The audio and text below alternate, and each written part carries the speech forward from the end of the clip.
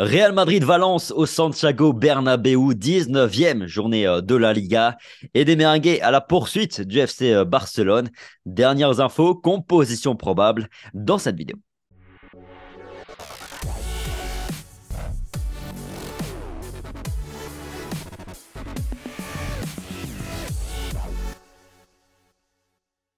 Bonjour, bonsoir à tous. Ravi de vous retrouver aujourd'hui pour une nouvelle vidéo, une nouvelle preview avant ce match entre le Real Madrid et Valence avec Rota, comme d'habitude. Salut Rota, comment ça va? Ça va très bien froidement, Thomas, mais j'espère que ça va pour toi de ton côté avec le soleil madrilène que je vois dans le fond. Ça va, il y a du soleil à Madrid. Il fait froid aussi, mais il y a du soleil. Rota, heureux de ce mercato madrilène? Bah, à peu près comme tous les hivers, hein, très, très satisfait de l'activité madrilène sur les mercatos hivernaux. Pas d'activité, pas de surprise en tous les cas, donc ni déçu ni content. On savait à quoi s'attendre et on a eu ce dont on pensait voir. Tu regrettes pas quand même que le Real Madrid n'a pas fait quand même là, une petite entorse à sa philosophie en, par exemple faisant juste revenir Fran Garcia. Rien que ça quoi, un petit move qui est pas risqué quand même. Ah bah non seulement je suis déçu, enfin j'ai dit que j'étais pas déçu, mais je suis déçu de ça, mais encore plus quand j'apprends que Ferland Mendy sera out entre 6 et 8 semaines. Hier, je me dis que cette option pour réactiver le rachat et qui peut très bien s'accorder avec le Rayo, avec qui on a de très bonnes relations directement et immédiatement, oui évidemment je suis déçu. Parce que ça veut dire qu'on va encore bricoler, qu'on va mettre Kamavinga. Certes, le petit fait le boulot, mais c'est encore du bricolage et ça aurait été mieux d'avoir un joueur formé à ce poste-là pour pouvoir terminer la saison et en tous les cas au moins suppléer Ferland Mendy et en plus préparer la saison prochaine. Il y avait que des avantages à le faire revenir immédiatement en tout cas, donc oui, un poil de déception. Ouais, bon, faisons un rapide focus d'abord sur notre adversaire à venir. Une équipe de Valence qu'on a affrontée dans un tout autre contexte en Supercoupe d'Espagne le 11 janvier dernier, si je ne m'abuse. Et il nous avait fallu les tirs au but pour passer, pour se défaire d'eux. On disait déjà à l'époque, Rota, que cette équipe de Valence a été dans le dur. On ne peut pas dire que ce bon match contre le Real Madrid les a relancés. Parce que depuis, c'est alors une victoire derrière contre Gijón en Copa 4-0, un match nul contre Almeria en Liga, 2 buts partout, une élimination derrière en Copa 3-1 contre Bilbao, puis une nouvelle défaite 1-0 contre Valladolid pardon, en Liga, défaite qui a eu la peau de Gattuso.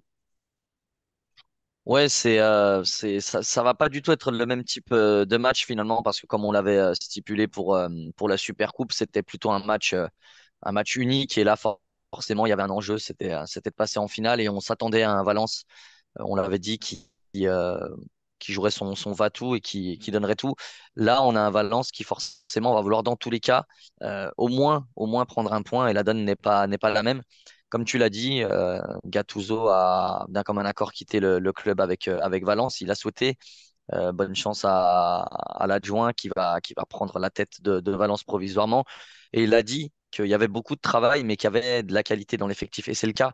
Valence a un effectif de qualité. Il y a de très bons jeunes. Maintenant, c'est sûr que la sauce ne prend pas. Et depuis ce match de Supercoupe, Valence ne va pas mieux. Ça aurait pu un petit peu leur faire engranger de la confiance, même s'ils ont été éliminés. Ils avaient fait un très grand match, hein, une très belle partie.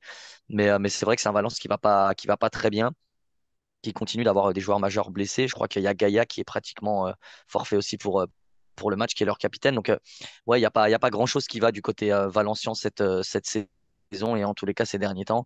Et forcément, il faut s'attendre à un adversaire qui voilà, va jouer son va-tout, mais je pense va surtout essayer de prendre un maximum de points et chercher peut-être plus le match nul plutôt que de se découvrir énormément à Bernabéu. Ah, t'as raison, parce qu'ils ont un match de retard là, au moment où on se parle. Match de retard qu'ils vont jouer contre le Real Madrid. Mais en classement, là, ils sont 14e. Ils ont 20 points. C'est très, très serré en bas de tableau en Espagne, parce que tu as le 15e, 16e, 17e, que sont Valladolid, le Celta et l'Espagnol, qui sont également à 20 points. Cadix, 19 points, premier non relégable. Donc, effectivement, ils ont vraiment un besoin de points urgent.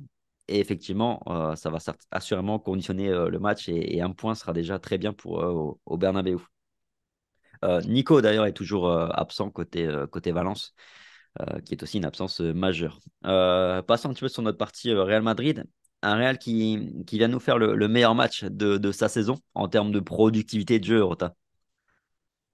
Ouais, ouais, beaucoup de bonnes choses sur le match face à la Real Sociedad. On a vu un Real vraiment très avenant, un Real conquérant, un Real qui a voulu produire du jeu, un Real qui a fait des phases très très intéressantes, notamment offensivement, pas récompensé par le but. Ça a souvent été le cas cette saison, cette difficulté à réaliser, en tout cas à réussir le dernier geste. On l'a vu, Vinicius a eu des opportunités, ça ne s'est pas concrétisé, dommage. Mais il faut retenir aussi le positif dans ces matchs-là. Certes, on perd 2 points sur le Barça et au classement, ça fait mal, hein, forcément. Ça, ça entache un petit peu la performance, évidemment. Mais il y a de très bonnes choses à garder et des choses assez intéressantes pour la suite. Donc forcément, on a envie de voir ce Real-là à l'avenir parce que on sait que si le Real réédite ce type de performance techniquement et tactiquement, forcément, ça paiera dans les prochains matchs, c'est évident. Il y a de bonnes nouvelles de surcroît pour ce match. Aurélien Tchouameni et Dani Carvajal sont de retour. Prêt à être titulaire, si on en croit Carlo Ancelotti. Toujours pas en revanche de David Alaba, ni de Ferland Mendy et de Lucas Vazquez, bien entendu, qui sont blessés. David Alaba, qui, je précise, normalement sera de retour pour le mondial des clubs, a annoncé Carlo Ancelotti. À ton avis, est-ce que Kamavinga va être l'option numéro 1 à gauche sans Mendy? Marca, je disais ce matin, Marca, dans la revue de presse, considère qu'il a quatre options, Carlo Ancelotti, Camavinga, Nacho, Alaba et Rudiger. Je pense que ce sera la première option, ouais, effectivement, dans le sens où déjà là-bas va avoir un petit temps de réadaptation pour réintégrer le groupe. Ensuite, Rudiger sera forcément une seconde option parce que je pense il a déjà été testé par Ancelotti à ce poste-là et que l'enchaînement de matchs de Camavinga et l'enchaînement de matchs tout simplement du Real Madrid, notamment sur le mois de février, va être très complexe à gérer. Donc il faudra forcément une seconde option. Et je vois mal Ancelotti piocher dans le Castiel. Il l'a jamais fait à ce poste et il le fait déjà très rarement pour les autres. Donc c'est pas une option qui soit très très viable pour moi. Et puis Nacho, bah, tant que Dani Carvajal ne sera pas remis à 100% et que Lucas Vazquez ne sera pas revenu, je pense qu'il va continuer à être utilisé à droite. Donc forcément, ça va être également une option, mais peut-être une troisième si on en croit un petit peu ce qu'a fait Ancelotti jusque-là à ce poste. Ouais, tu t'attends à quel 11 demain, du coup? Je pense qu'il n'y aura pas énormément de changements par rapport au match face à la Real Sociedad, déjà parce que ce match a apporté des certitudes au niveau du jeu. Et puis parce que même les joueurs blessés qui réintègrent le groupe seront pas là pour faire 90 minutes. Donc je les vois entrer en jeu, hein. Si Carvajal et Tchouaméni, par exemple, sont là, présents en jambes, ils rentreront potentiellement dans le match, mais je les vois pas être titularisés. Honnêtement, je vois un 11 similaire en tous les cas à celui qui a joué la plus grande partie du match. Enfin, en tous les cas, Kamavinga pour Mendy, mais le reste, ça devrait être similaire, je pense. Ouais, ouais, je suis d'accord avec toi. Je me faisais d'ailleurs la réflexion en faisant un petit peu préparant la vidéo et je me demandais quel 11 m'attendre moi. Au départ, j'ai mis Tchouaméni dans le 11 parce que c'est vrai qu'il est tellement important, mais en même temps, le trio Kroos, Ceballos et Fede Valverde a tellement été performant, a réussi en plus à avoir cet équilibre tout en permettant de se projeter rapidement et vraiment de proposer un beau jeu. Donc effectivement, je vois plutôt Tchouaméni aussi entrer en cours de jeu. Carvajal, euh, Carvajal, c'est toujours le point d'interrogation aussi sur sa santé, en sachant que Nacho fait plutôt le taf. Donc ouais, je suis plutôt d'accord avec toi, je vois pas de grands changements. En tout cas, je serais surpris de voir un Ceballos sortir du 11 pour un Luka Modric. Je pense qu'il en est Peut-être, capable. peut-être à la, pla- C'est peut-être le seul changement, ouais, soit Modric pour Ceballos ou pour Kroos éventuellement, mais c'est le seul changement que je vois. Je vois pas Carvajal débuter parce qu'on sait qu'il est fragile et en théorie, quand il revient de blessure, il rentre toujours les 10, 15 dernières minutes. Donc ça, je le vois pas. Mais par contre, Modric titulaire, en tous les cas, Modric remplaçant 2 matchs de suite, c'est vrai que c'est pas souvent arrivé pour que ça puisse nous faire douter en tout cas. Ouais, mais sortir qui? Parce que sortir Kroos, Modric, Ceballos, Fede Valverde, tu mets qui en point de base? Plutôt Fede Valverde? Je suis pas convaincu. Pas convaincu non plus, mais Sortir Ceballos, franchement, si tu sors Ceballos du 11 après le match qu'il vient de faire, c'est cruel. Donc ouais, c'est à voir.